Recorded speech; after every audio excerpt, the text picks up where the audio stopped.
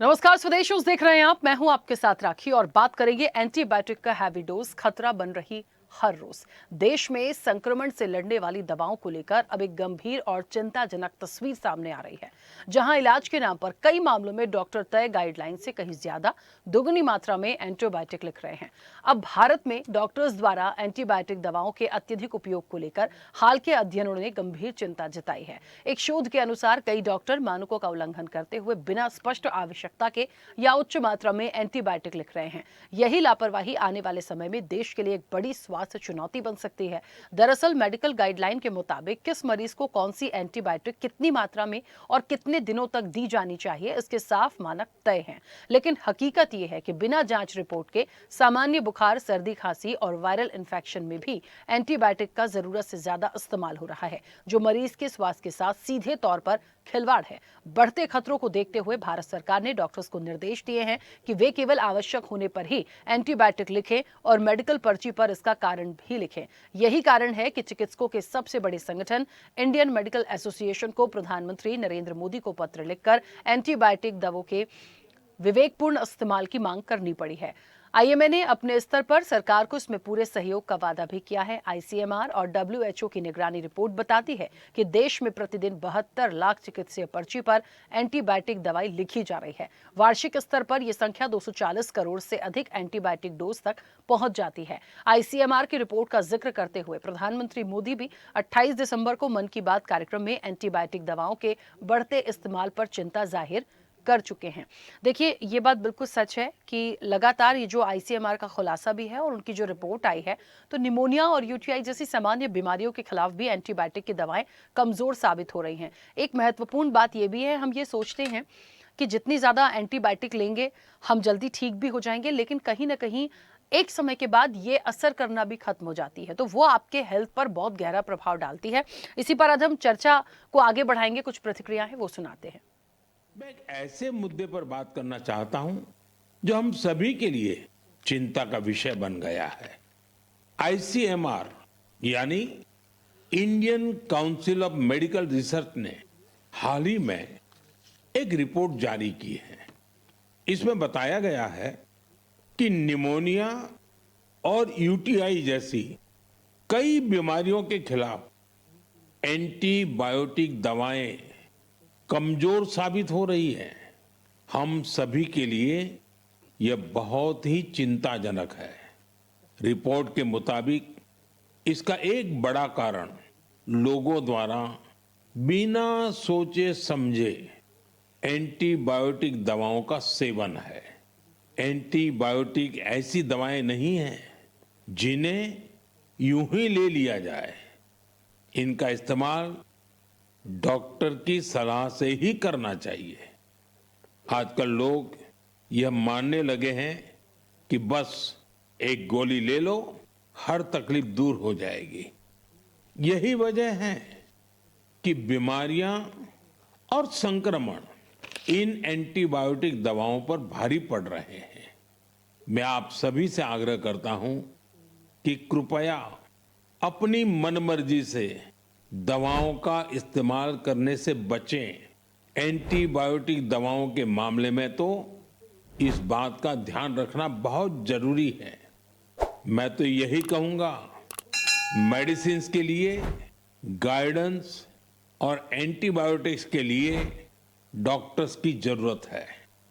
ये आदत आपकी सेहत को बेहतर बनाने में बहुत मददगार साबित होने वाली है।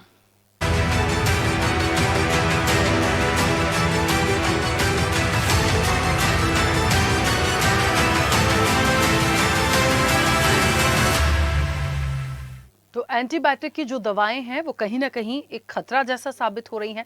लगातार जो आंकड़े और रिपोर्ट्स आई हैं वो भी सवाल खड़े करती हैं। देश के प्रधानमंत्री नरेंद्र मोदी ने भी मन की बात में लोगों को ये एक अपील की है कि आप बिना किसी डॉक्टरी परामर्श के एंटीबायोटिक ना लें और ये ना सोचें कि बहुत इफेक्टिव होती है, आप जल्दी ठीक हो जाएंगे। देखिए, हर एक बीमारी का इलाज होता है।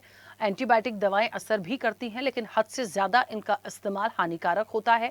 और ये जो एक आंकड़े आए हैं कि कई सारे ऐसे डॉक्टर्स हैं जो मानकों से ज्यादा दवाइयों को प्रिस्क्राइब कर रहे हैं, तो वो भी एक सवाल खड़े करता है। तो कहीं ना कहीं लोगों की हेल्थ का इशू है। इसी पर हम चर्चा को भी आज आगे बढ़ाएंगे। हमारे साथ मेहमान जुड़े हैं, सबसे पहले आपका परिचय करा दें। वरिष्ठ पत्रकार हैं डॉक्टर हीना तिवारी। हीना जी, बहुत स्वागत चर्चा में जुड़ने के लिए। और सर्जन है डॉक्टर भुवनेश्वर गर्ग। भुवनेश्वर जी, आपका भी बहुत स्वागत है। मैं चर्चा की शुरुआत डॉक्टर भुवनेश्वर जी आपसे ही करूंगी। ये बात बिल्कुल सही है, एंटीबायोटिक को लेकर जब भी कुछ होता है, कोई भी प्रॉब्लम होती है, हम हमेशा देखते हैं। अभी तो खैर ये रिपोर्ट्स बता रही हैं कि कई सारे डॉक्टर्स ऐसे हैं जो प्रिस्क्राइब कर रहे हैं, बहुत सारी एंटीबायोटिक लिखते हैं, लेकिन बहुत सारे ऐसे लोग भी हैं जिनका ये विश्वास हो गया है कि कोई भी वायरल इन्फेक्शन है या सर्दी जुकाम भी हो गया है और ज्यादा दिनों तक है तो बिना एंटीबायोटिक के नहीं ठीक होता। तो एक लाइन में यदि हम समझने की कोशिश करें कि एंटीबायोटिक का डोज कितना लेना है, कितना नहीं, और यदि हम कंटिन्यूशन में लेते हैं तो किस हद तक हार्मफुल हो सकती है। देखिए राकेश जी, सवाल है, इसके मुख्य रूप से बहुत सारे मुद्दे उठेंगे इसमें अगर हम व्याख्या करेंगे। तो आपने चूंकि एक लाइन में कहने को कहा, तो मैं सिर्फ यही कह सकता हूं, एंटीबायोटिक्स मतलब जो जीवन के खिलाफ है। अगर जीवन के खिलाफ कोई चीज है तो वो आपके शरीर के खिलाफ कैसे नहीं हो सकती है, ये सोचना होगा। इसलिए कोई भी डोज की व्याख्या नहीं हो सकती।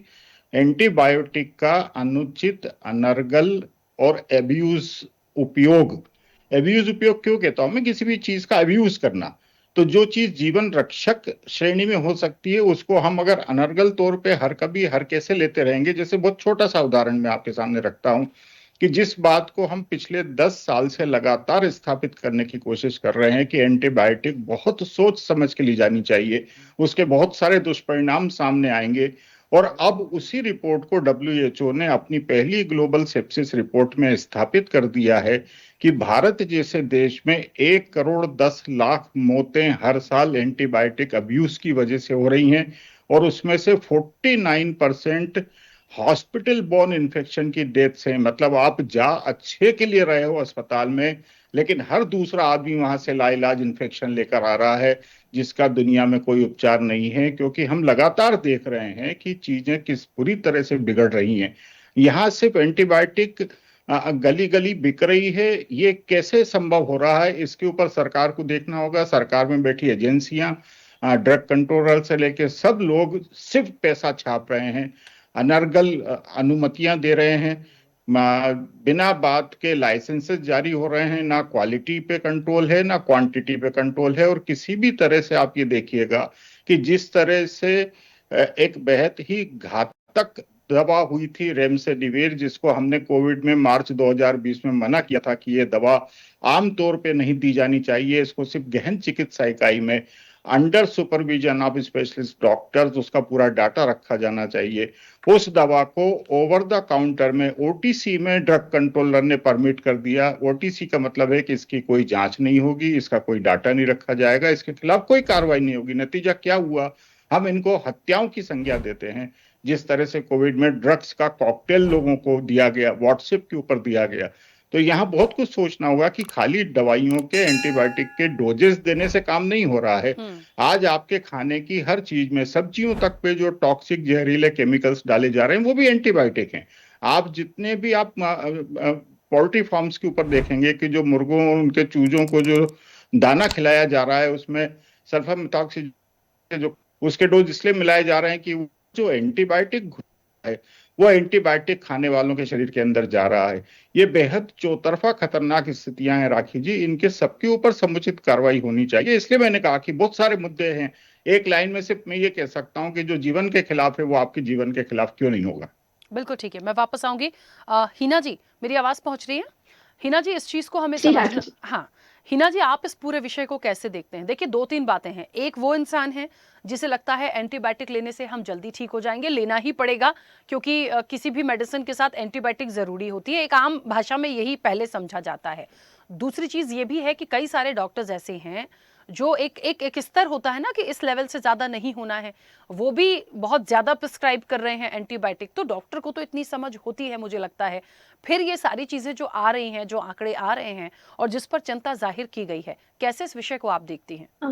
राखी जी, एक बहुत बड़ी समस्या है लोगों के बीच में। जब बीमारी आती है या कुछ हल्का सा बुखार हुआ या कोई समस्या आती है तो लोग सबसे पहले मेडिकल पे जाते हैं। मेडिकल से उन्हें अपनी दवाई परचेज करनी होती है और वहां से एक दवाई लेकर आ जाते हैं, जिसमें कई बार मेडिकल वाले भी उन्हें उठाकर एंटीबायोटिक्स दे देते हैं और वो बिना किसी जांच पड़ताल के एंटीबायोटिक ले लेते हैं। उसके बाद यदि वो रिपोर्ट कराने जाते हैं तो नॉर्मली ये देखने में आता है कि उनके रिपोर्ट में जो बीमारी एक्चुअल जो उनको तकलीफ दे रही थी वो सामने ही नहीं आती है, और फिर दोबारा से डॉक्टर उन्हें एंटीबायोटिक लिख देता है। और ऐसे में कई बार उज्जैन में भी हमने कई ऐसे मामले देखे हैं कवरेज के दौरान कि उनकी डेथ हो गई हेवी डोज एंटीबायोटिक के हेवी डोज की वजह से, या किसी को अन्य रिएक्शंस हो गए। तो ये जो सारी समस्याएं हैं, ये आती है इसलिए कि लोगों को नॉलेज नहीं है। यहाँ पर सबसे बड़ी समस्या ये है कि लोगों को जानकारी नहीं है कि उन्हें अपनी हेल्थ के साथ कैसे उसको क्योर करना है, कैसे कोई समस्या आ रही है तो डॉक्टर के पास पहले जाना है। यहाँ पहले ये सोचते हैं कि नहीं यार डॉक्टर के पास जाएंगे, एक छोटा सा बुखार तो है, मेडिकल से दवाई ले लेते हैं और उससे काम हो जाएगा। लेकिन ये एक सॉल्यूशन नहीं है। लेकिन ये जागरूकता लाएगा कौन, एक ये भी बड़ा मुद्दा है। डॉक्टर्स के पास जाते हैं तो सबसे पहले उन्हें लगता है यार 500 रुपये फीस देनी पड़ेगी या 1000 रुपये फीस देनी पड़ेगी, और हमें तो सिर्फ मामूली सा बुखार है। हम कुछ दवाइयाँ जो नॉर्मली पैरासीटामोल वाली होती हैं हम वो ले लेते हैं, और मेडिकल वाला एक आधी उनको एंटीबायोटिक साथ में दे देता है। इसके तो आंकड़े भी नहीं है। जो रिपोर्ट्स सामने आई है, ये रिपोर्ट्स किसी मेडिकल शॉप से बिकने वाली मेडिसिन की रिपोर्ट नहीं है। ये रिपोर्ट्स डॉक्टर के द्वारा प्रिस्क्राइब की गई एंटीबायोटिक्स की रिपोर्ट है। तो ये भी एक आंकड़ा है जो सामने इस रिपोर्ट में नहीं है। तो ये निश्चित तौर पे एंटीबायोटिक का जो फिगर है लेने का, वो 60% से भी ऊपर जा सकता है, ऐसा मेरा मानना है। ठीक है मैम। भुवनेश्वर जी, मुझे ऐसा लग रहा है एक बहुत इंपॉर्टेंट पॉइंट आया, मुझे ऐसा लगता है क्योंकि आप एक सर्जन हैं, बहुत बेहतर बताएंगे। लोगों को शायद ये नहीं पता होता है, ये ज़रूर पता होता है कि एंटीबायोटिक लेंगे जल्दी रिकवर हो जाएगा, और आम भाषा में ये भी जानते हैं कि बहुत ज़्यादा एंटीबायोटिक लेने से आपको खतरा हो सकता है। पर शायद लोग ये नहीं जानते हैं कि एंटीबायोटिक का हैवी डोज किस किस तरह से आपके बॉडी पार्ट्स को इफेक्ट कर सकता है। मैं जानना चाहती हूँ आपसे कि यदि एंटीबायोटिक का डोज ज़्यादा हो जाता है तो जैसे कि हिना जी कह रही थी कि कई बार जान भी जा सकती है, कई बार रिएक्शंस भी हो सकते हैं, लेकिन कंटिन्यूसली में यदि किसी की हेल्थ खराब है या इसका सेवन ज़्यादा हो रहा है तो सबसे ज़्यादा किस चीज़ को इफेक्ट करता है? नहीं राखी जी, देखिए जब भी हम कभी अनर्गल एंटीबायोटिक्स का प्रिस्क्रिप्शन का मुद्दा देखते हैं तो वो एंटीबायोटिक सबसे पहले आपके शरीर में जीवन रक्षक रक्षा प्रणाली को पूरी तरह से नेस्तनाबूद करता है। मतलब जैसे मैं कहूं कि अगर आपके पास बुखार में आपने किसी मरीज को सिंगल डोज एंटीबायोटिक भी दिया और वो बुखार में जो मरीज का रक्षा तंत्र का WBC काउंट था वो नॉर्मल से कम था, जो कि वायरल संक्रमण में सामान्य तौर पर होता है। तो ऐसी कंडीशन में क्या होगा, WBC और घट जाने से वो सीधे सीधे लिवर और किडनी को पूरी तरह से नष्ट कर देगा। इसको हम एक्यूट हेपेटाइटिस या एक्यूट हेपेटिक फेलियर या एक्यूट नेफ्राइटिस या एक्यूट ट्यूबुलर नेक्रोसिस या रीनल फेलियर की हम संज्ञा देते हैं। और ये बहुत कॉमनली हम लगातार देखते हैं कि अभी हमारे पास एक पिता अपने बच्चे की रिपोर्ट्स लेके आए कि सर सुबह बुखार आया, कल बुखार आया था और डॉक्टर ने एक इंजेक्शन लगाया एंटीबायोटिक का, उसके बाद से उसकी हालत बिगड़ रही है और ये हमने अभी रिपोर्ट करवाई तो ये रिपोर्ट सामने है। अब राखी जी, उस रिपोर्ट में लिवर खत्म हो चुका था, किडनी खत्म हो चुकी थी सिर्फ 6 घंटे के अंतर में। क्यों? क्योंकि WBC काउंट उसका 3000 से नीचे था। ये कितना गंभीर आकलन है कि आपने बिना मरीज की जांच किए, जो हम लगातार कहते हैं कि वायरल संक्रमण में किसी भी हाल एंटीबायोटिक्स नहीं दी जानी चाहिए। यही हमने कोविड की शुरुआत में हमारे सारे आर्टिकल्स में, सारे चैनल्स पे लगातार कहा था कि वायरल संक्रमण में आप किसी भी हाल एजिथ्रोमाइसिन या दूसरी कोई भी एंटीबायोटिक्स का सेवन मत करिए, भले ही डॉक्टर कितने भी प्रोटोकॉल्स बता रहे हों। क्योंकि यहाँ मैं बहुत स्पष्ट तौर पे, अगर आप लोगों ने मेरे आर्टिकल, मेरे न्यूज चैनल्स, मेरे इंटरव्यूज सुने हों तो मैं संभवतः अकेला ऐसा विलक्षण प्राणी कहो या कुछ भी कहो कि मैं एक ऐसा डॉक्टर हूं जो लगातार टॉक्सिक एलोपैथिक मेडिसिन के खिलाफ खुल के अपनी बात करता है। और मैं अपने सब मरीजों को ये समझाने की कोशिश करता हूं कि आपको अपने शरीर की आवश्यकता के अनुसार बहुत सक्षमता के साथ निर्णय लेना चाहिए कि आपको किन दवाइयों की आवश्यकता है। देखिए मैं आपसे फिर कहता हूं कि 1000 से ज्यादा ब्रांड हैं पेन किलर के, क्रोसिन से लेकर दूसरी चीजों से। फिर कोविड में सिर्फ एक डोलो नाम की 650 को ही क्यों प्रिस्क्राइब करवाया गया अथॉरिटीज के जरिए? बहुत सीधा सा मेरा आरोप था। रेमडेसिविर को क्यों ओटीसी में बेचा गया जब वो इतनी टॉक्सिक जहरीली दवा थी? जब आपके पास वायरल संक्रमण में कोई एंटीबायोटिक काम नहीं करती तो आपने एंटीबायोटिक्स का कॉकटेल मरीज को देने की बात क्यों की? आपने इन सब मरीजों को बीमार किया और उनकी हत्याओं का कारण बने। ये मैं मेडिकल प्रजाति के ऊपर स्पष्ट आरोप लगाता हूं। मैंने खुल के लिखा है कि ये हत्याएं हैं, इनके ऊपर संज्ञान लिया जाना चाहिए, पर दुर्भाग्य से ऐसा नहीं हुआ। लेकिन राखी जी, आज आपने जो विषय उठाया ये बहुत चिंतनीय है। हम 10 साल से जो लड़ाई लड़ रहे हैं कि एंटीबायोटिक अब्यूज बंद हो, और एंटीबायोटिक का बहुत कारगर जब तक कि एक सक्षम टीम तय ना करे और उसकी पूरी रजिस्ट्री रखी जाए कि किस मरीज को कौन कौन से एंटीबायोटिक क्यों दिए गए, तो मैं समझता हूं कि हम आंकड़ों की नूरा कुश्ती से बचेंगे और हम हमारी बहुत बड़ी जनसंख्या को, जो 150 करोड़ के पास है, और उसमें 1 करोड़ लोगों की डेथ होना एंटीबायोटिक अब्यूज की वजह से, जो डब्ल्यूएचओ इंगित कर रहा है अपनी अपनी ब्लैक एंड व्हाइट रिपोर्ट में, फर्स्ट ग्लोबल सेप्सिस रिपोर्ट जो उन्होंने पब्लिश की है अभी, ये बेहद चिंतनीय है। बिल्कुल। एक छोटा सा सवाल और है भुवनेश्वर जी, जी। ये जो क्योंकि रिपोर्ट्स जो आई हैं और आईएमए ने पत्र भी लिखा है प्रधानमंत्री नरेंद्र मोदी को इसको लेकर कि यदि कोई एंटीबायोटिक का मानक तय है 30% या 30 है, तो वो 60% तक उस चीज को प्रिस्क्राइब क्यों कर रहे हैं? क्या ऐसी कोई बीमारी है? क्योंकि देखिए, डॉक्टर जो होता है, यदि कोई डॉक्टर से का प्रिस्क्रिप्शन है तो उस पर वो विश्वास करेगा पेशेंट, और आप उसको क्रॉस नहीं कर सकते। तो डॉक्टरों को जब पता है कि मानक 30% है तो 60% देने का क्या औचित्य बनता है? नहीं क्या नहीं वो राखी डिपेंड जी, करता है उसकी डिसीज पर या कुछ और है? बिल्कुल बिल्कुल, आप मेरे मुंह में शब्द डालना चाह रही हैं, मैं शब्द स्वीकार करता हूं। यहाँ बहुत स्पष्ट सी बीमारी है जिसको लालच कह सकते हैं, जिसको हम एक तरह की ग्रीड कह सकते हैं, कि जो आज बुरी तरह से पेबस्त हो गई है। मैं मेरे आप क्लिनिक में या मेरे यहाँ पर आप आके देखेंगे कभी भी, तो आपको एक सैंपल नहीं मिलेगा, एक एमआर आता हुआ नहीं दिखेगा, क्योंकि उसको मालूम है कि डॉक्टर गर्ग एंटीबायोटिक लिखते ही नहीं, तो मैं करूंगा क्या वहां पर। और जिस तरह से ये व्यवस्थाएं चल रही हैं कि आप इतने रुपए की दवा लिख दीजिए तो आपको फ्रिज दे देंगे, इतने की लिख दीजिए तो आपको टीवी दे देंगे, आपको लड़कियां तक दे देंगे अगर आपको इस तरह की चीजें चाहिए। तो मैं तो खुलेआम बता रहा हूँ कि ये सब चीजें पब्लिक डोमेन में हैं, इसमें कोई बताने की चीज नहीं है। खुले खुले ऑफर सब जगह से आते हैं। विदेश यात्राओं के तो लगातार हम आंकड़े देखते रहते हैं कि किस तरह से यात्राएं होती हैं। मेरे 6 पब्लिकेशन अमेरिका में हुए हैं। मैंने पिछले 3 सालों में हर बार जाके, एक बार तो मुझे अपनी गाड़ी बेचना पड़ी खर्चा जुटाने के लिए। तो मैं तो बहुत स्पष्ट तौर पे बात करता हूं कि आप सुविधा लेंगे तो आपको सुविधा की भरपाई उसी हिसाब से करना पड़ेगी कि मरीज भुगतेंगे। बिल्कुल। हिना जी, इन सारी चीजों को किस तरीके से इम्प्लीमेंट कराया जा सकता है? अब यहाँ मैं बात कह दूं कि जागरूकता जागरूकता कैसे आएगी? भाई, कोई डॉक्टर ही लिख रहा है तो जो मरीज है वो तो खाएगा, वो दवाई नहीं खाए, उसे कोई प्रॉब्लम हो जाए तो भी उस पर सवाल है। तो इन सारी चीजों को जागरूकता के रूप में यदि हम देखें या इम्प्लीमेंट कराने की बात करें, या जो अपील की गई है कि इन सारी चीजों से या बहुत ज्यादा एंटीबायोटिक से आप बच के रहें, तो कैसे इस चीज को लोगों के जीवन में शामिल कराया जाए? अ, राखी जी, एक फैक्ट बताती हूँ मैं आपको। नॉर्वे में एक छोटी सी प्लेस है, वहां पे एक रिस्ट्रिक्शन है कि आप मेडिकल पे इससे ज्यादा एंटीबायोटिक नहीं रख सकते। एक रिस्ट्रिक्शन दिया हुआ है।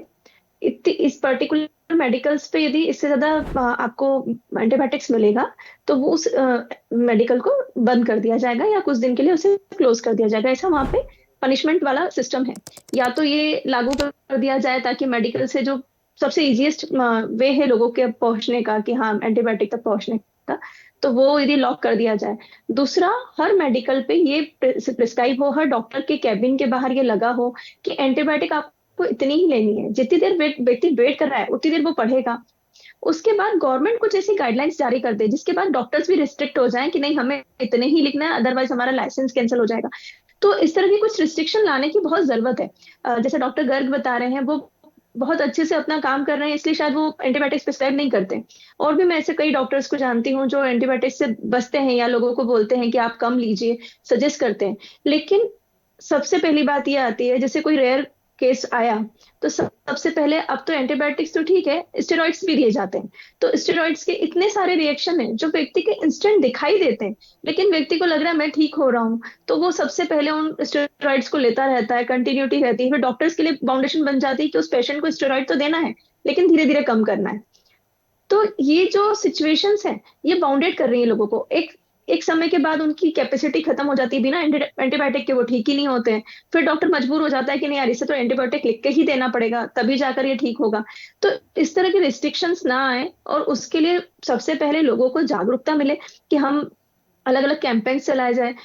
बच्चियों को पढ़ाने के लिए बेटी बचाओ बेटी पढ़ाओ वाला कॉन्सेप्ट जिस तरह का है, उस तरह एंटीबायोटिक्स भगाओ का एक कोई कैंपेन चला देना चाहिए, जिससे निश्चित तौर पे, और इसकी पहल डॉक्टर्स कर सकते हैं कि वो अपनी कम्युनिटी बनाए, और उसके साथ ये कि हमें एंटीबायोटिक्स के अगेंस्ट चलना है, कम एंटीबायोटिक्स देना है, तो शुरुआत डॉक्टर्स को ही करनी पड़ेगी। जैसे डॉक्टर गर्ग कर रहे हैं, तो ऐसे और भी लोगों को आकर पहल करनी चाहिए, मुझे ऐसा लगता है। और यदि वो सब शामिल होकर इसका पहल करेंगे, तो निश्चित तौर पे पेशेंट्स भी बचेंगे, जनसंख्या जो अचानक से एंटीबायोटिक्स की वजह से मौतें हो रही हैं, उनसे भी बचा जा सकेगा। और सबसे बड़ी बात ये कि गवर्नमेंट यदि इस तरह का कोई अभियान चलाती है और उसको जागरूकता के लिए लेकर आती है, तो उससे जो कॉमन पब्लिक है, एक ऐसी पब्लिक जिसे ज्यादा नॉलेज नहीं है या ज्यादा पढ़ी लिखी नहीं है, वो भी इससे बच जाएगी। ठीक है, देखिए हम आंकड़ों को यदि देखें ना, तो ये बात सही है, पहले से अभी के कंपैरिजन में एंटीबायोटिक दवाओं को सबसे ज़्यादा मतलब डबल हो गई हैं। कहीं मान लीजिए 100 होती थी तो अब 200 तक आंकड़ा पहुंच गया। एक एग्जाम्पल के तौर पे बता रही हूँ, लेकिन सबसे ज़्यादा चिंता का विषय मुझे इस सब्जेक्ट में एक चीज़ लगी, जो मैं भुवनेश्वर जी आपसे ही जानना चाहूँगी। आपने भी इस चीज़ का भी जिक्र किया कुछ देर पहले कि एक टाइम के बाद बॉडी पर असर भी खत्म हो जाता है। आप एंटीबायोटिक ले लीजिए, मेडिसिन आप ले रहे हैं, वो इस तरीके से हार्मफुल होती है कि फिर बॉडी पर ना इफेक्ट करना ही खत्म हो जाता है। तो ऐसी स्थिति में फिर लास्ट में बचा क्या? मतलब आप इतना ज्यादा हैबिचुअल हैं कि वो भी एक काम करना बंद कर देगा, तो फिर उसके बाद ऑप्शन क्या बचता है एक पेशेंट के पास? देखिए राखी जी, मैं इसी मुद्दे को बार बार सब जगह हाईलाइट कर रहा हूं कि मरीज बुरी बुरी स्थिति में मेरे पास आता है। मैं आप सबकी जानकारी के लिए, आपके दर्शकों की जानकारी के लिए आपको बता दूं कि दुनिया का मैं इकलौता सर्जन हूं जो एंटीबायोटिक के बिना लाइलाज जख्मों को ठीक कर रहा है, और डायबिटिक फुट गैंग्रीन के हम 450 से ज्यादा फुट बचा चुके हैं बिना काटे। और यह हमारा रिजल्ट, ये हमारी रिसर्च, ये हमारे काम पूरी दुनिया में फैल रहे हैं इस समय। हम क्यों सक्षम हो पा रहे हैं? आपने कहा कि इसके बाद क्या बचा। इसके बाद तो सब कुछ बचा है। आपको समझदारी से निर्णय तो लेना होगा ना। हम क्या करते हैं, सबसे पहले जब भी मरीज हमारे पास आता है, अंतिम स्टेज में आता है, पहले मिनट पे तो कोई आता नहीं। उनको लगता है कि डॉक्टर दवा लिखता नहीं है, क्या करेंगे जाकर। लेकिन अगर मरीज शुरुआत में आ जाए तो काम कितना आसान हो। पर जब वो अंतिम स्टेज में आता है कि कल सुबह पैर कटना है, अब क्या करें, तो हम उस मरीज को जितनी भी दवाइयां चल रही होती हैं वो सब दवाइयां बंद करते हैं। हम हमारा उपचार शुरू करते हैं, जो हमने सुपर करक्यूमिन खोजा है, जो हमारी ड्रेसिंग्स हैं उसको। और आप मानेंगी नहीं, तीसरे चौथे दिन जब तक नई पस कल्चर रिपोर्ट आती है उसकी, तब तक हमारा जख्म साफ होता है, फ्रेश होता है, रिकवरी की तरफ होता है। इसका क्या मायना है? इसका सीधा सीधा मायना है कि उन एंटीबायोटिक्स की कोई जरूरत नहीं थी, और वो बिना बात के सिर्फ सिर्फ सिर्फ एक, जिसको हमने फार्माक्रॉन का नाम दिया था कोविड में, एक तरह का संगठन, नक्सल संगठन, जो डॉक्टरों, pharmacy, conferences, visits, trips, gifts, samples, इन सब के ऊपर काम करता है। ये उसके अगेंस्ट इकलौते डॉक्टर की मुहिम है जो चल रही है। और आप सब लोग अगर मेरे साथ चलते रहेंगे तो मैं समझता हूं बहुत सी चीजों के पैरामीटर भारत सरकार के जरिए, विश्व WHO के जरिए खड़े कर पाएंगे। क्योंकि आज हमारी रिसर्च इस साल हम फिर 4 पेपर पढ़ने जा रहे हैं अमेरिका। मैं समझता हूं कि ये अलग जग चुकी है, सबको साथ आना चाहिए। बिल्कुल, चलिए, और समय भी हो गया। बहुत अच्छे पॉइंट्स आप लोगों ने रखे हैं। मैं उम्मीद करती हूँ कि इस कार्यक्रम के जरिए जाहिर तौर पर लोग थोड़ा सा जागरूक भी बने, चीज़ों को समझें। और अभी भी वक्त है, बहुत कुछ नहीं बिगड़ा है, अभी भी समझ जाएंगे तो आने वाला समय एंटीबायोटिक को लेकर लोगों की हेल्थ से कम एक बुरा प्रभाव तो नहीं ही डालेगा। आप दोनों का बहुत शुक्रिया हमारे साथ चर्चा में जुड़ने के लिए। तो देखिए, एक बात तो समझना होगा कि यदि आप एंटीबायोटिक का हैवी डोज लेते हैं तो कहीं ना कहीं आपके लिए घातक है। अब क्योंकि IMNA और ICMR ने पूरी रिपोर्ट सामने रखी है और इस चीज का दावा किया है कि ये बहुत हार्मफुल हो सकता है। कई डॉक्टर्स हैं जो 30 मानक है तो 60% तक प्रिस्क्राइब कर रहे हैं। तो इन सारी चीजों से निकलकर एक गाइडलाइन तैयार करनी होगी, लोगों में भी इसकी जागरूकता लानी होगी, तब जाके इससे बचा जा सकता है। चर्चा में इतना ही। बने रहिए स्वदेश न्यूज के साथ। सबसे पहले देश। ऐसे ही वीडियोस के लिए लाइक करें, शेयर करें, फॉलो करें। YouTube पर जाकर सब्सक्राइब कर बेल आइकन दबाना ना भूलें और ताजा अपडेट्स के लिए swedeshlive.com पर जरूर जाएं।